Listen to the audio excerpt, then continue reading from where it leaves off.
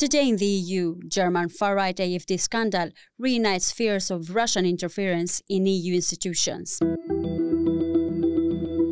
Alert has been raised as AfD is hit by a second scandal after senior member Petr Bystron, eyeing the European Parliament seat in June elections, was reportedly caught accepting funds from the Russian disinformation website Voice of Europe. But is he the only one? And with just 2 months until the parliamentary elections, is the European Parliament ready to tackle this scandal?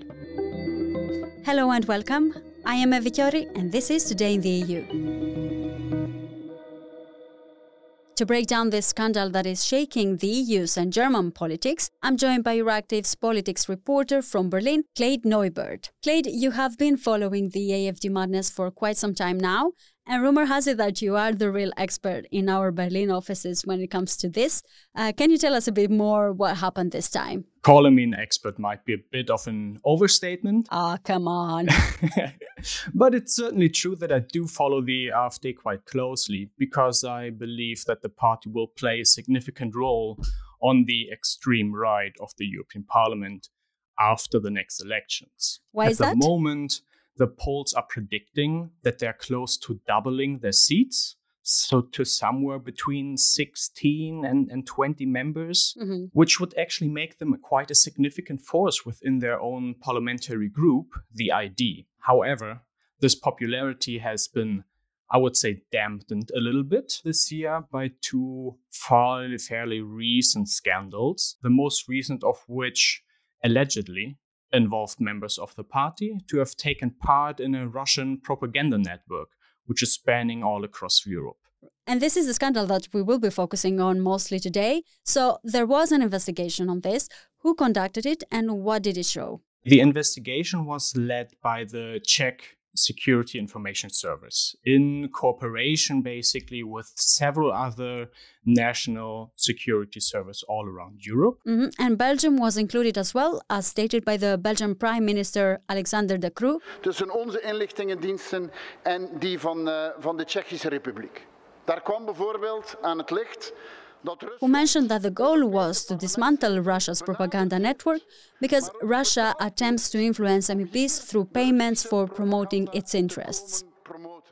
And they uncovered a pro-Russian network which carried out activities that have, and now I'm quoting the Czech Prime Minister Petr Bystron, serious implications for the security of the Czech Republic and the European Union. The aim was to call into question basically the territorial integrity, the sovereignty and the freedom of Ukraine, but it also targeted the European institutions itself. And what was the gist of it? There is a website called Voice of Europe, which published several news articles, but also interviews with far-right European politicians. And according to the Czech intelligence circles, this website was used to pay money in cash to several politicians from Germany, France, Poland, Belgium, Netherlands, and I believe Hungary was involved as well. So in this case, in Germany, two AfD politicians are in closer circles of the current suspect. And who are the other politicians included? Have the names become public or? The main target, I would say, at the moment in Germany is a guy called Petr Bystron. He is one who is voted second in line for the European elections. At the moment, he is serving as a member of the European Parliament, the Bundestag, and he's participating in the Foreign Affairs Committee, where classified information about the support of Ukraine, for example, is being presented and discussed. So it's, quite delicate topic. He sounds like an important personality. Is that the case? I would say so. He's coming from Bavaria and he was on the top of the election list there. So he's not unimportant. And he's quite an interesting character, I would say. In what way do you mean this? He compared the German support of Ukraine with German tanks, just like the Nazis did back in the days. Nicht der NATO verpflichtet sein, nicht der US-Botschaft und auch nicht den amerikanischen Rüstungskonzernen. Petr Bystron has voiced his stance on Russia at the Bundestag, arguing that Germany's backing of Ukraine doesn't reflect the will of its people, as he advocated for Germany to cease supporting NATO and aligning with US interests. And shortly before his parliamentary mandate, he was officially being observed by the Office of the Protection of the Constitution, if I would translate it. And he's set to run as second place for the European elections now. And what about the rest? Maximilian Krah, he is actually the lead candidate for the European elections. So the top also two people... important. Right, the top two people for the parliament are involved. However, he himself is not so much in the focus. How come? Both, of course, deny any wrongdoing, as they came out right away. Focus is more on Bystron because the Czech sources have said that the security service has obtained really implicating audio files of him being involved. And Krah is more mentioned because he had some popular interviews on this website, Voice of Europe. He's been involved with the website, but maybe not really with the implications of this Russian network. In addition, he really went onto the offensive shortly after the revelations, suggesting that his colleague, basically, Bystron, should maybe refrain from public campaigning until the elections and this issue has been resolved. So while Bystron has been more on the defensive, Krah has more taken the offensive, and Bystron is now being asked to explain his involvement to the AfD leadership.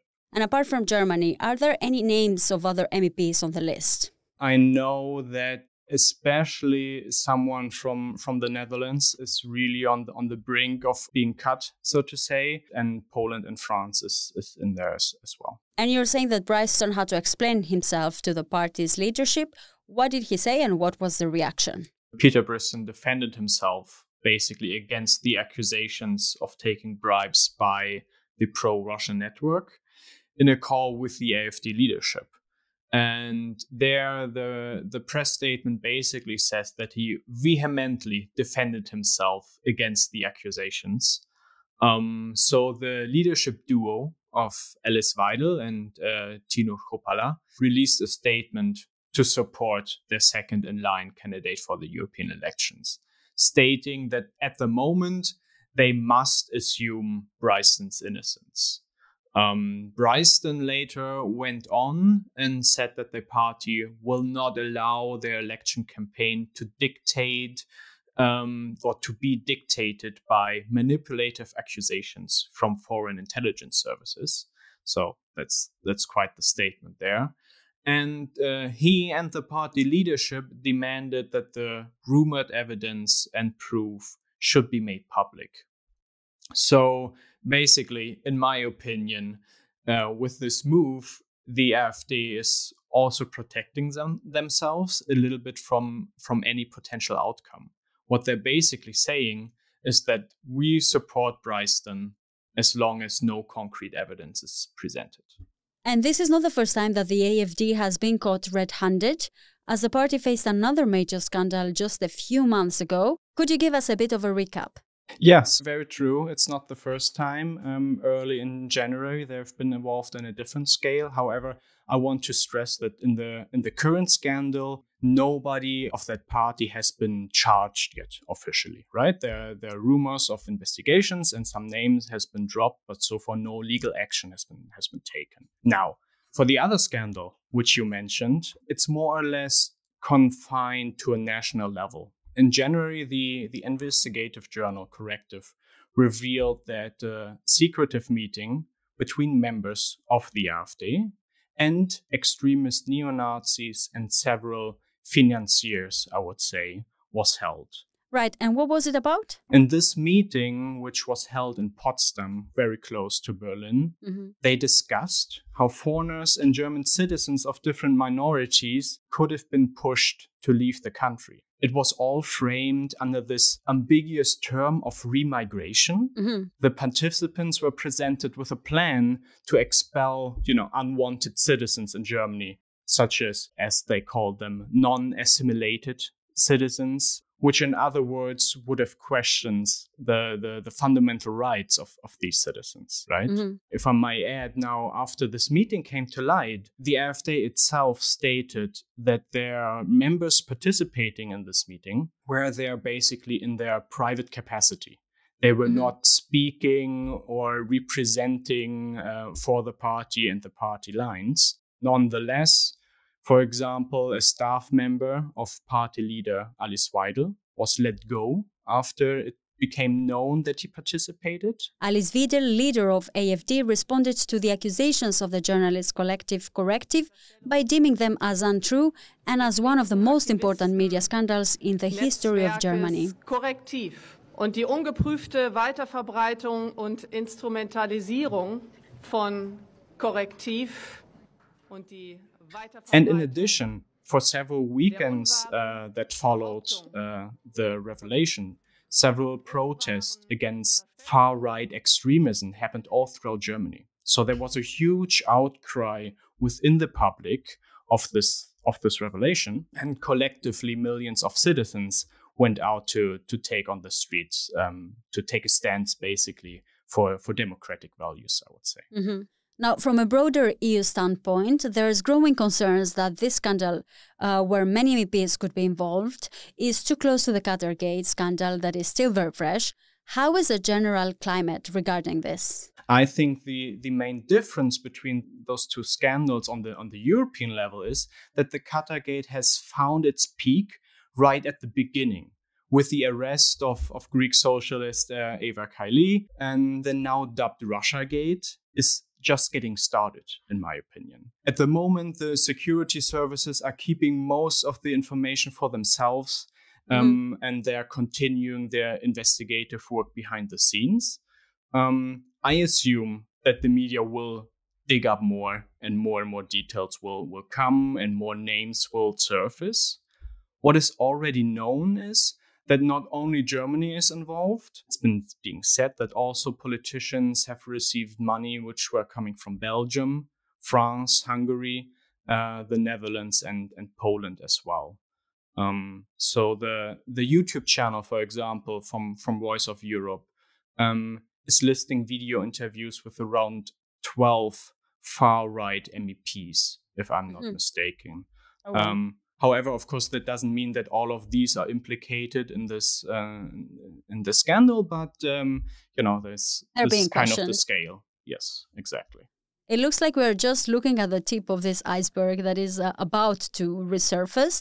What is the parliament planning to do in response to this now? Right, so there hasn't been really like a huge offensive by the parliament itself, right? It's taken a more passive stand at the moment. But the parliament's press services, for example, told that they're currently looking into the allegations, and of course they're cooperating with the national security services, who are more involved with this matter. At the moment, there are no concrete allegations being made. I mean, there are names around there, but there's no evidence being presented. As such, the parliament is not really able to do much on that front.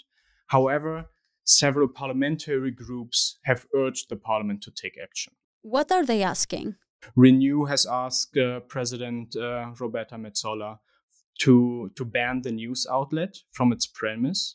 Just a couple of weeks ago, Voice of Europe was still holding an event in the parliament itself. So they urge Metsola to not let the news outlet in anymore. And the Greens are saying that the politicians who have received money should be, of course, severely punished legally and politically. An interesting fact, which might be good to know for our listeners as well, is that on Wednesday, the parliament will have a debate on the Russian presidential elections. And I'm assuming that the topic of Russiagate and Voice of Europe will come up doing this as well. That's indeed something that is worth keeping an eye out for, Kjeld. Thank you very much for joining us today. I am Eva Chiori, and this was Euractiv's Today in the EU podcast. Visit Euractiv to stay on top of the latest news, sign up for our podcast newsletter, and if you haven't subscribed yet, you can find us on Spotify, Apple Podcasts, or wherever it is that you get your podcasts. This episode was produced by myself, Miriam Saenz de Tejada, Nicoleta Yonta, and Jada Santana. Thank you for tuning in. We will be back tomorrow.